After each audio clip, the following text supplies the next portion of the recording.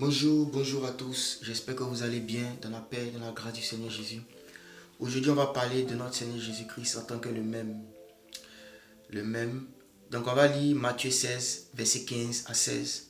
La Bible dit: Et vous, leur dit-il, qui dites-vous que je suis? Simon-Pierre répondit: Tu es le Christ, le Fils du Dieu vivant. Donc, le Seigneur Jésus a posé une question à ses disciples en leur demandant: Qui dites-vous que je suis? Et inspiré par le Saint-Esprit, Pierre a dit: Tu es le Christ, le Fils du Dieu vivant. Le mot Christ vient du grec Christos. Et le grec Christos vient de l'hébreu Mashiach. Mashiach, dans la pensée d'un juif, d'un israélite, ça ramène à trois types de personnes. Ça ramène aux prophètes qui sont des Mashiach, qui veut dire oint, qui veut dire l'onction, qui veut dire loin. Ça ramène aux rois, qui sont aussi des oints. Et ça ramène aux sacrificateurs, qui sont aussi des oints. Donc le terme Mashiach, qui veut dire oint, qui veut dire encore onction, ou encore qui veut dire Messie, ça ramène en fait à trois catégories de personnes: les prophètes, les rois, les sacrificateurs. Donc Mashiach ou encore Messie, ça dit que le Christ remplit à la fois les fonctions de roi, sacrificateur, prophète. Et ce terme Mashiach commence par la lettre même. La lettre même. Et même c'est la 13e lettre de l'alphabet hébraïque.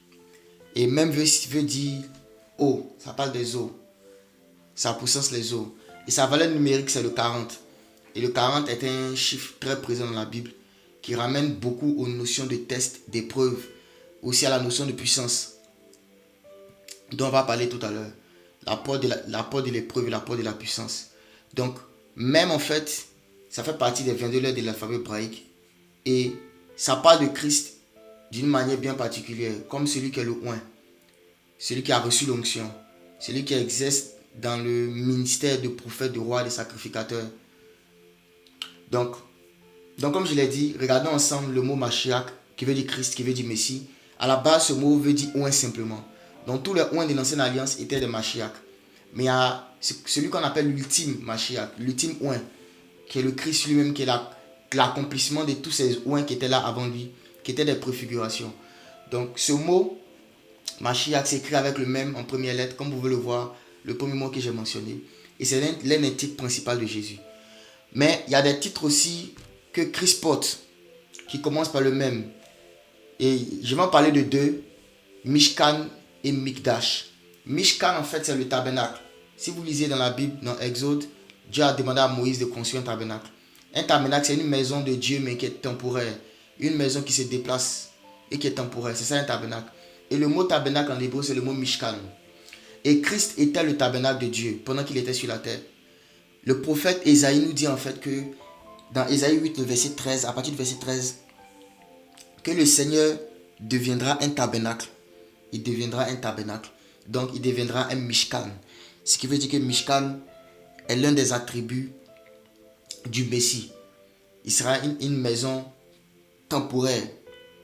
Temporaire. Et ça, c'était l'état qu'il avait avant la crucifixion. Mais après la crucifixion, il s'est bâti un corps, une maison qui est permanente, qui est l'église. Donc l'église est le Mikdash, qui est le temple. C'est la maison permanente de Dieu. Le corps de Christ avant la croix était la maison temporaire de Dieu. Mais le corps de Christ après la croix est la maison permanente de Dieu. De la même manière que Israël dans le désert avait une maison de Dieu qui était temporaire, qui était le Mishkan. Mais après d'avoir traversé le Jourdain, après que David soit installé sur son trône, il a demandé à son fils de construire le Mikdash, qui est le temple en fait. Et Christ, en tant que le fils de David, vient accomplir parfaitement cette promesse-là en bâtissant le temple par la résurrection. Donc lorsqu'il est ressuscité et qu'il a formé l'église, l'église maintenant est devenue le temple, qui est le Mikdash. Donc ces deux thèmes-là, Mishkan et Mikdash, qui parlent des demeures de Dieu, commencent par des mêmes. Donc ça parle en fait du Messie aussi également comme celui en qui demeure la plénitude de la divinité. Celui en qui Dieu habite pleinement, celui en qui Dieu habite totalement. Il est à la fois Dieu mais aussi la maison de Dieu. Il est à la fois Dieu mais aussi le lieu où Dieu trouve son repos. Lorsqu'il a dit dans Isaïe, quel est le lieu de mon repos? Quelle maison me bâtirez-vous? Quel est le lieu de mon repos? Ce lieu de son repos là, c'était en fait le même. C'était en fait le Mashiach. Celui qui est le Mishkan, qui est aussi le Mikdash, le tabernacle et le temple. Donc, le Messie en fait remplit ces rôles-là. Le Mashiach remplit ces rôles-là. Il est loin, et vous allez voir que ces deux lieux-là, lorsqu'on devait les consacrer, on devait les joindre. Il fallait une cérémonie d'onction, où on devait mettre de l'huile, et on devait mettre du sang. L'huile et le sang en fait pour purifier ces lieux-là. Parce que c'est ça, il représentait en fait le corps du Christ, le corps du Messie. D'autres mots encore qui commencent par le même, qui sont des titres que Christ porte. C'est d'abord le mot roi. La Bible dit dans Apocalypse qu'il s'appelle le roi des rois, qu'il est le roi des rois et le seigneur des seigneurs. Et le mot roi en hébreu, c'est le mot Melech. Le mot Melech, quand on lit Genèse 14, verset 18, la Bible nous dit Melchisédek, roi de Salem. Si vous regardez le mot roi ici, c'est Melech Shalom. Melech Shalom, qui veut dire le roi de Salem. Donc, le mot roi ici, c'est un titre qui commence par le même, qui est un titre de Christ. Mais également, il y a un autre titre encore qui est porté par le Père, qui est Melchisédek. Melchisédek, c'est roi de justice. Et que vous allez voir, le mot Melchisédek, en fait, c'est Melech Sadik. Melech, c'est roi, Sadik, ça veut dire justice. Donc, Melchisédek, ça veut dire roi de justice. Dans l'hébreu, ce sera Melechistadik. Melechistadik. Donc, Melechistadik, comme nous on prend en français, c'est Melchisédek. Le roi de justice. Mais la Bible précise encore qu'il est aussi roi de Salem. Roi de Salem, ça c'est un autre titre qu'il a. Ça veut dire le roi de paix. Donc, ce thème-là, Melech, ou encore Melchisédek, ce sont deux thèmes aussi qui commencent par des mêmes et qui définissent aussi Jésus-Christ, qui parlent encore du même en tant que Jésus.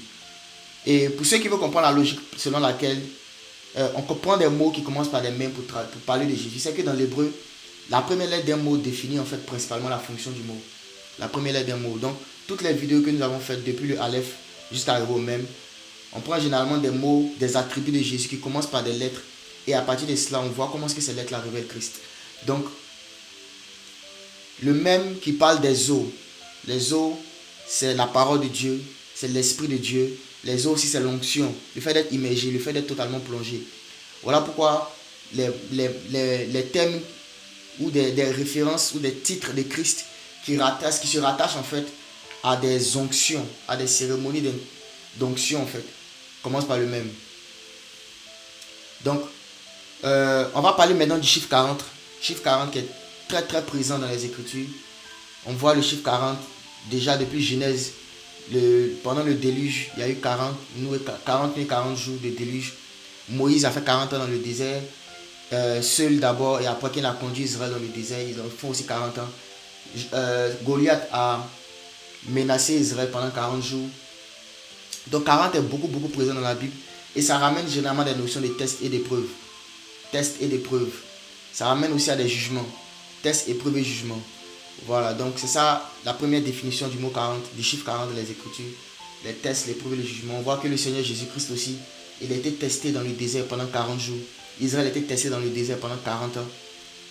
Moïse a été éprouvé sur la montagne pendant 40 jours de jeûne.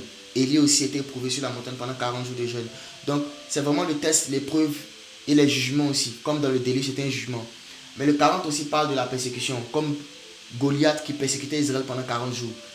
Voilà, ça parle aussi de la persécution. Ça parle aussi de la puissance, la porte de la puissance. Parce que le 40 en fait c'est le 4 fois 10. Et le 4 dans l'hébreu c'est la porte. Le 10 c'est la puissance. Donc le 4 fois 10 c'est la porte de la puissance. Voilà pourquoi quand Christ devait rentrer dans le ministère de puissance, il a fait d'abord 40 jours. Avant de rentrer dans son ministère de puissance. Quand Moïse devait rentrer dans le ministère de puissance en Égypte, il a fait d'abord 40 ans dans le désert. Avant de retourner en Égypte dans la puissance de l'esprit. Donc le 40 aussi parle de la porte de la puissance. Et c'est ça l'eau en fait. Et l'eau c'est la parole de Dieu. Donc je vais faire un parallèle ici. La parole de Dieu qui est le même, c'est aussi la porte de la puissance. Donc qu'est-ce que ça nous dit? Ça nous dit en fait que la véritable porte de la puissance c'est la parole. Toute personne qui veut grandir dans la puissance du Saint-Esprit, il doit chercher beaucoup de paroles. Et c'est ce qu'on voit que Jésus-Christ avait après ces 40 jours. Quand Satan est venu le tenter, il n'avait que des paroles. Il était rempli de la parole. Il disait il est écrit, il est écrit, il est écrit. Parce que la véritable porte de la puissance c'est la parole. C'est la parole. Et c'est ça le 40. Et c'est la parole aussi qui vient nous tester, qui vient nous éprouver. C'est par la parole que Dieu juge. C'est par la parole que Dieu juge. C'est par la parole que Dieu oint. Donc en fait, toute cette définition, cette notion du 40 là, ou du même, ramène autour de la parole de Dieu en fait. Qui est l'ultime juge qui est l'ultime en fait, porte pour la puissance de Dieu. Donc que le Seigneur vous bénisse abondamment. Merci d'avoir suivi cette vidéo. N'hésitez pas à la partager, à vous abonner à la vidéo et à faire connaître ce travail que nous faisons pour permettre à plus d'enfants de Dieu de connaître en fait les profondeurs de Christ dans l'hébreu et dans le grec. Que le Seigneur vous bénisse abondamment. À bientôt.